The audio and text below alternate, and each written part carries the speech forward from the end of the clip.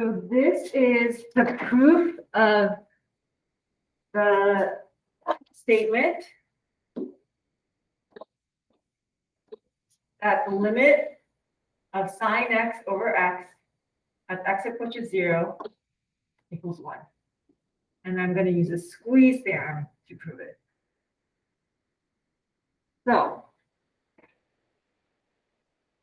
first thing is to make sure that you guys can see this. And then the second thing is to take a look at the area of the sector. So what we're going to do is we're going to squeeze sine x over x between two other functions. And then we're going to find the limits of these two functions and show that these two functions over here are equal to each other. And therefore, this is squeezed between two functions that are equal, so it has to be equal to the two functions, which are easier to find than this. So that is the big picture that we are looking at. All right, so how are we going to do that? We're going to start off with the area of this sector right here. So this is a unit circle right here. And we're going to find the area of a sector that has an angle of theta. So this sector right here, right? And that area of the sector is what we're going to first show the work for here. So the area of a sector is a part of a circle. The area of a circle is pi r squared. This is not the entire circle, though. It's only theta of the circle. Well, theta is out of 360 degrees, or in radians, 2 pi. So it's going to be, the proportion of the circle's area is going to be theta over 2 pi.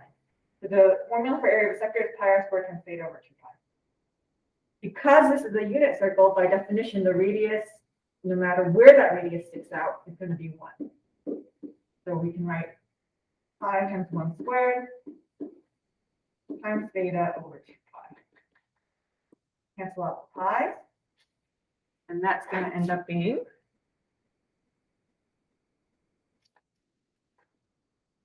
theta over 2. 1 squared is 1, and theta stay on the top, and there's only a 1 times 2. When you simplify that, the area of the sector will be theta over 2.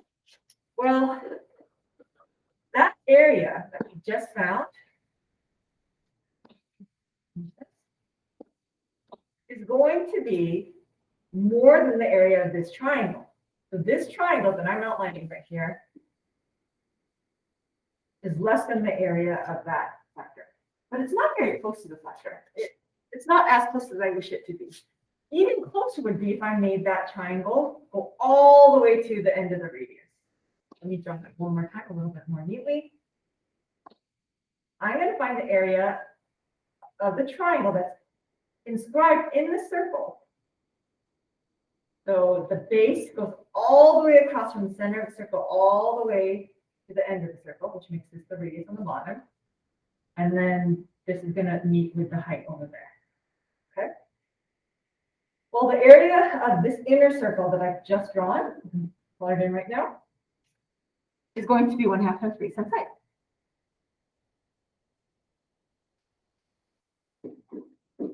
The base of this triangle is 1 because it's the entire radius.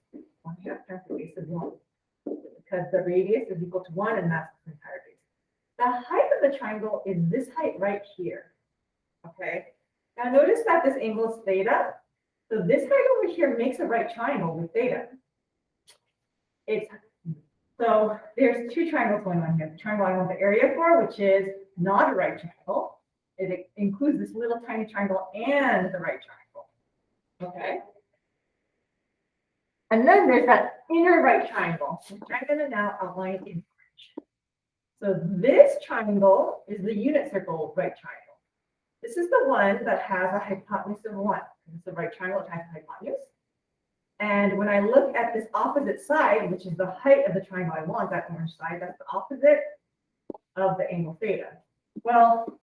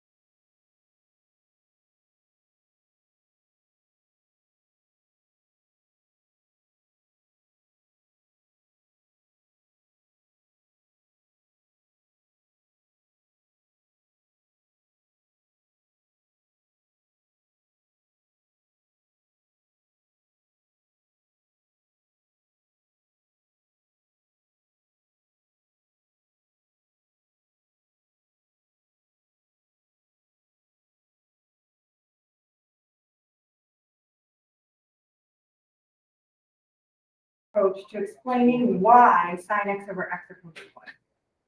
So we're going to go ahead and pick very small values for x. I'm going to start with pi over 4, and then we're just going to keep happening. Pi over 8, pi over 16, and then we'll go up to pi over 3.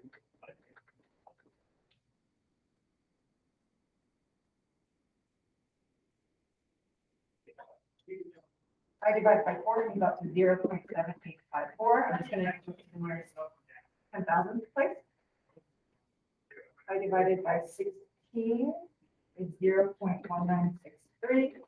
Pi over 32, 0.0967.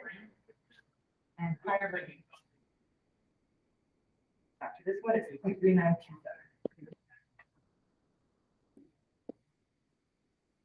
So we purposely are picking x values that are smaller and smaller because we want to approach 0. Now, as we approach 0, x is going to get smaller and smaller. Sine x is also going to get smaller. They're both approaching 0. But the question is, how fast are they approaching? So I'm going to now just put in sine x into my calculator. And then I'm going to make sure my label set so I can ask values. I'm going to start with pi over 4. And then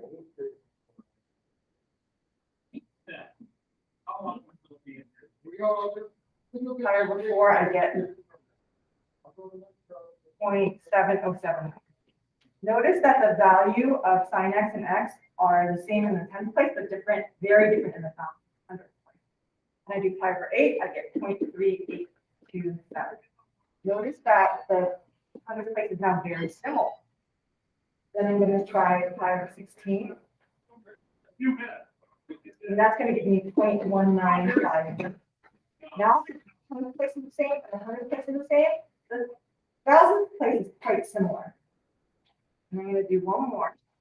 I have 32, and that's 0.09802. That's the 10th place, same. The 100th place, same. 1000th place, same. 10,000th place, very, very similar. So meaning that x and sine x are approaching 0 at increasingly similar rates. And it gets to the point where they're so similar that even though they're both approaching 0 over 0, which is undefined, they're also going to approach 1 over, which they're going to actually cancel out to 1 because they're so similar.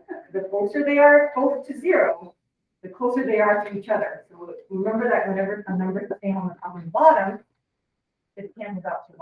So even though the numbers are never exactly the same, they are so close that it approaches infinitely close to 1. And that this is the numeric reason why sine theta over theta equals 1. So those are 3 different ways to look at that particular theorem.